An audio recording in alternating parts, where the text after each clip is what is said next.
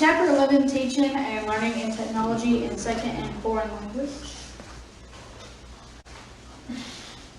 This is our video. Yeah, we've already watched part of it, but I'll skip through it a little bit. It's ways that you can learn. it's a little bit long, so we'll probably just hit the high points of it. But when you upgrade to the premium version, that's when you unlock more in-depth. In this Browns video, we introduce 7 ways to learn a new language.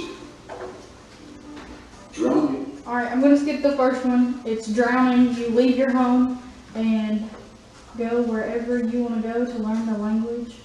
Unless you're planning on doing that. Most people do not.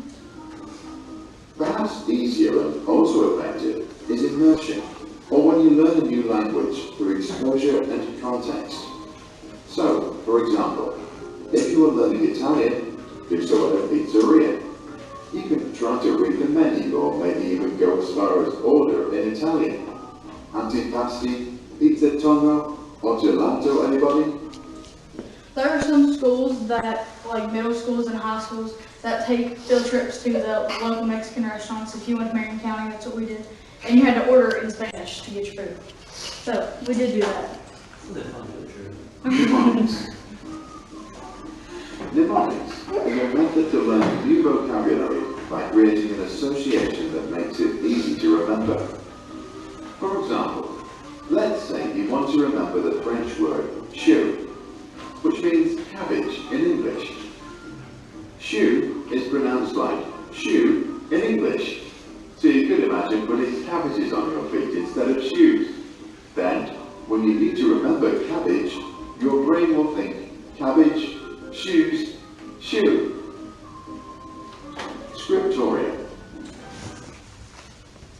So, especially that one in Mnemonic or whatever, that can really be applied in schools and teaching. So if you're an EL teacher, you can help your students remember certain words, certain English words by using that. The next one is shadowing, and we're P through 5, so shadowing is not a big area that I would suggest at all, because little kids, they don't learn like that if you're just walking around with them and pointing to things and showing them what it is. I think it's more of games or talking to them like Scriptorium is. There's a technology. So because this is especially to do with technology and stuff, this is tech and apps that go with trying to teach a language. But you don't have anybody who can help. Check out what's available online. Duolingo, for example, teaches many languages entirely for free.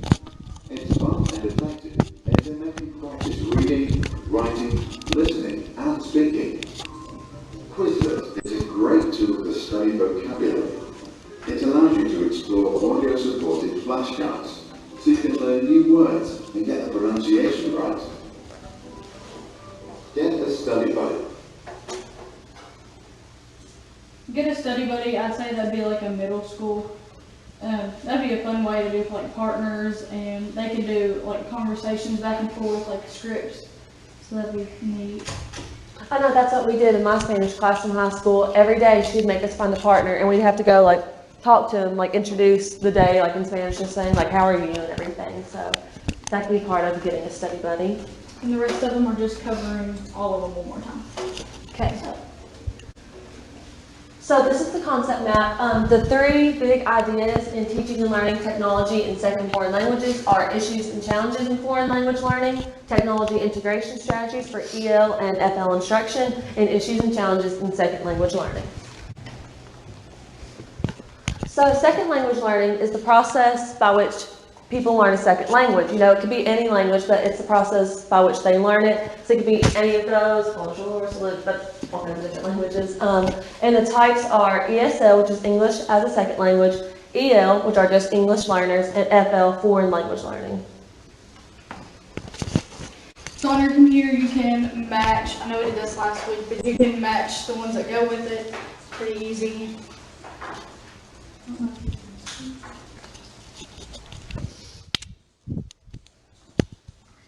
So does anybody else guess of what FL is?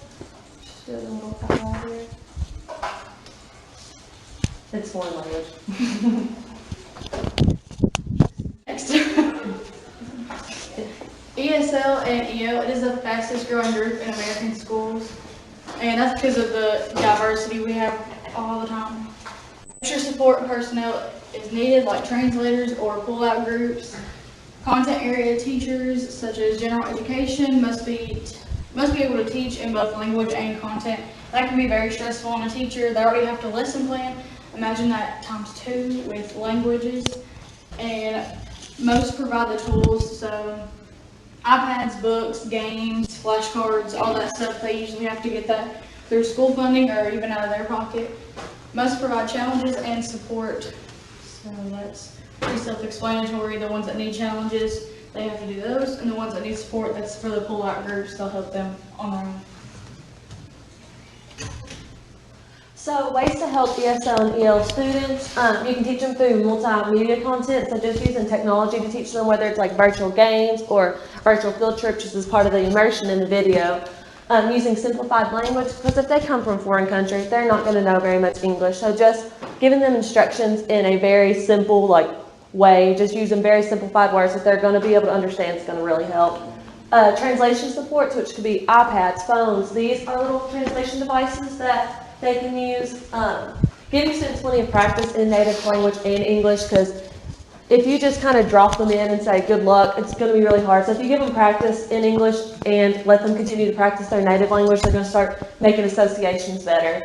And then if you group students intentionally, that's another way to help. So this could be academically, whether you want to pair them with a student who excels in class, or if you want to put them with their friends, just so they be comfortable talking, or based on interest, so they have something in common to talk about. So name 4 strategies that can be used to help ESL and EL students in the classroom. That was kind of on the last slide. While everyone else is typing, can anyone give me a way to help or help ESL and EL students? What's a way to help? And if you can't think of one of the 4, you can just do one off the top of your head. What about using the support, the translation devices? That's one, so you could put that. You could put labeling things around the room, like what a lamp would be called or a desk. Using virtual stuff, using technology. Will I let you see them? Group of friends. Yeah, good job.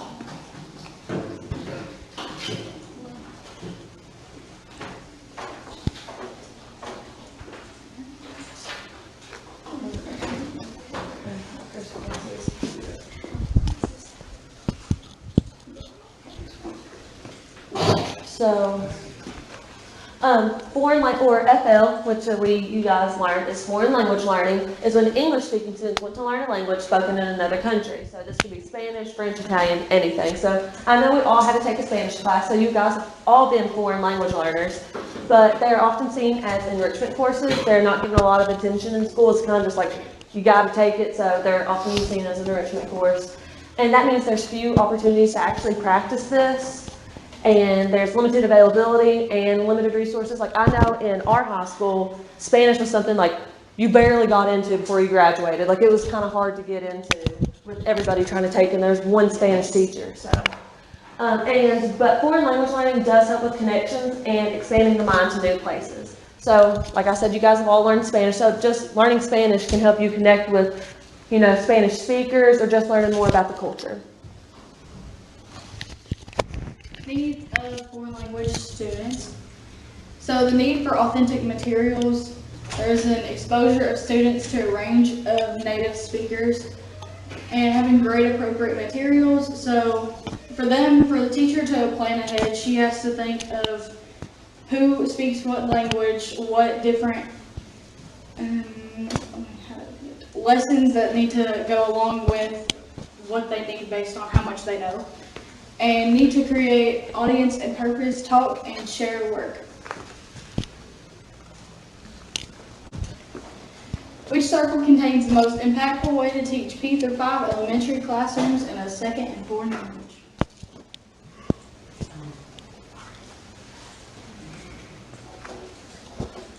So I'm sure you guys could probably guess, because we talked about using the games and going on virtual field trips. This is the correct answer, right? Yes. And using interactive stories. That's all good ideas. And some of these do have good options too. Like conversations and radios, those are good ways, but this is probably the best way. Yeah, because we all know they wouldn't listen to lecture, podcasts. Worksheets are touch and go, but still, if you just write it down on a piece of paper, they're probably not going to understand it. PowerPoints, they will get bored. Especially because this is P through 5. If it was Yes. high school, it might be different, but P through 5, they're really going to learn through games and stuff. Yes, I was looking it up and I put this one for elementary and this one was for middle school and this one was for high school. So it kind of varies.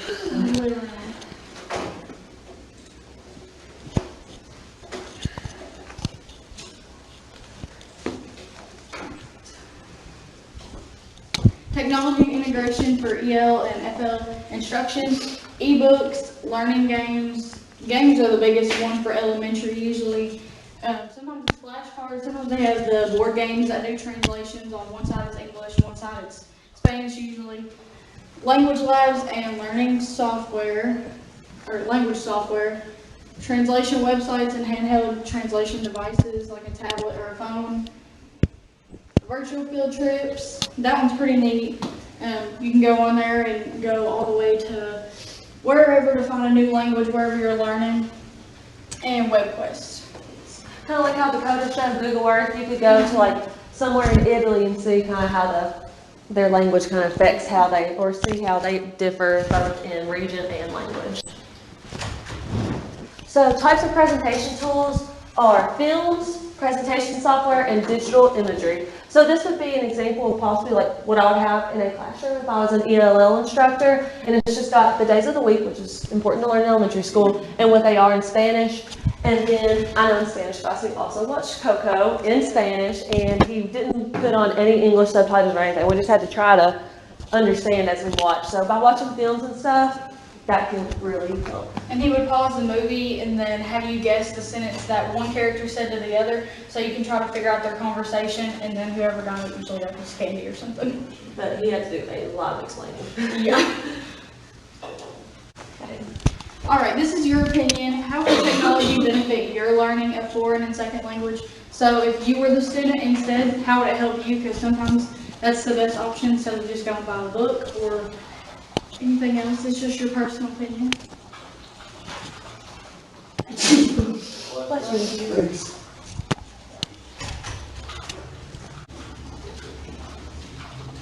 you. Duolingo, that's a big one. We use that. That is a very cool response. So that is Awesome. very cool.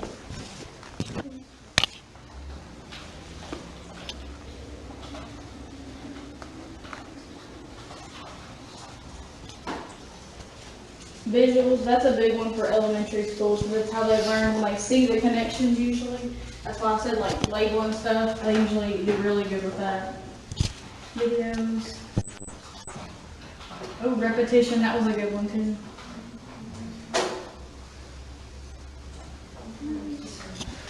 So teacher growth. So ways to grow as an ELL instructor are to review and monitor the standards. As future teachers, we all know that the standards change, or like the ways to teach change constantly. So just reviewing and monitoring the standards, what you have to teach, and just having an in-depth, what is that called? Like just knowledge of it. Using a variety of resources, whether that's other teachers, visuals, technology, just use all the resources you have, use them to teach. Stay updated on training, so professional learning communities, that will really help. You can talk to others about training that you need and help each other. Stay updated on federal and state laws and policies, just like the standards, that changes quite often too. So just keeping updated on all of this that you have to do, so you're giving the students the best chance to be successful. And join professional organizations that have to deal with that topic. Even in some of the trainings, like the meetings, like parent-teacher conference meetings and stuff like that, if you ask the parent maybe what helps them as they see their child more than anybody does usually, it might help if you get their input as well. So those are the websites for the additional information. That one just talks about 13 ESL classroom tips you should know before you teach. Those are English learning lesson plans, instructional programs for English language learning, and 10 best language learning apps. If you guys want to check those out, you can. This is the overview. What are the needs for learning about FL students? What what are some challenges in foreign language learning? In what ways can technology be incorporated in language learning? How can teachers grow when teaching foreign and second language? Most of those are on the PowerPoint, if not all of them. You can't think of it. I'm sure you can do your best guess. And the thing about like English language learning and like ELL instructors is that a lot of it's like personal, like what you believe to be best. You know, the strategies you implement will be the strategies you believe working, that you see working personally, so. And the teachers might be learning with the students, so they might not know the language either, but when they start learning, they're growing by learning a new language as well, so they might not know it yet. Challenges, that's a big one for elementary school, keeping them focused and reminding them that it is important to learn those. And there's challenges for both teachers and students, like we covered. Because I personally have seen, like in classroom I've gone in, that students who don't speak English, it is very, very hard to get your point across and to teach them. So, I've had any experience in teaching ELL students, somewhat, or just being in the classroom with them. I know I have, so.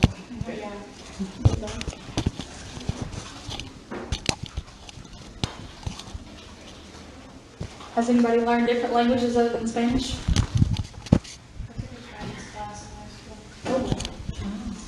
Chinese is hard.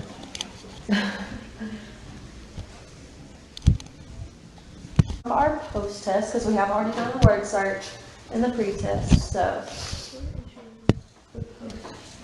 Oh, because it's on your Google Classroom. Should we be on it? What does ESL stand for?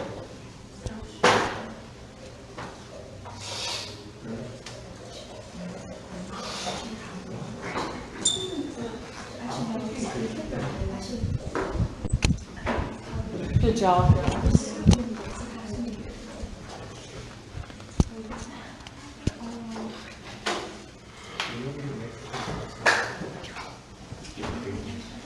Extra support personnel is needed for ESL, ELL students, true or false? Good job.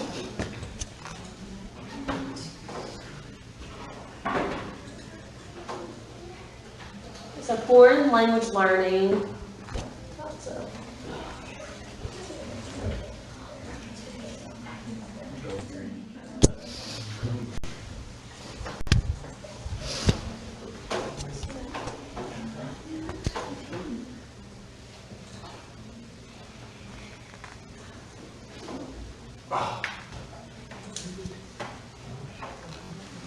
The need of providing authentic materials is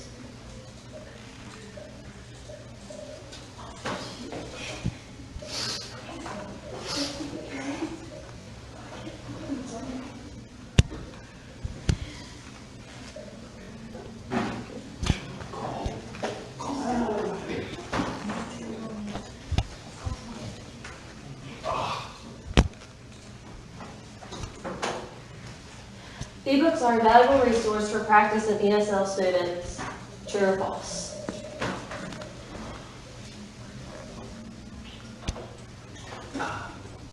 Yes, ebooks on.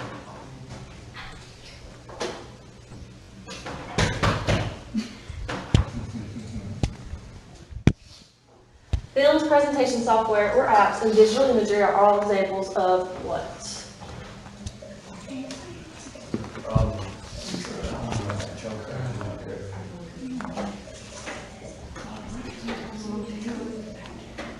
Presentation tools. Good job, Bill. Good job, Corbin. Ashby.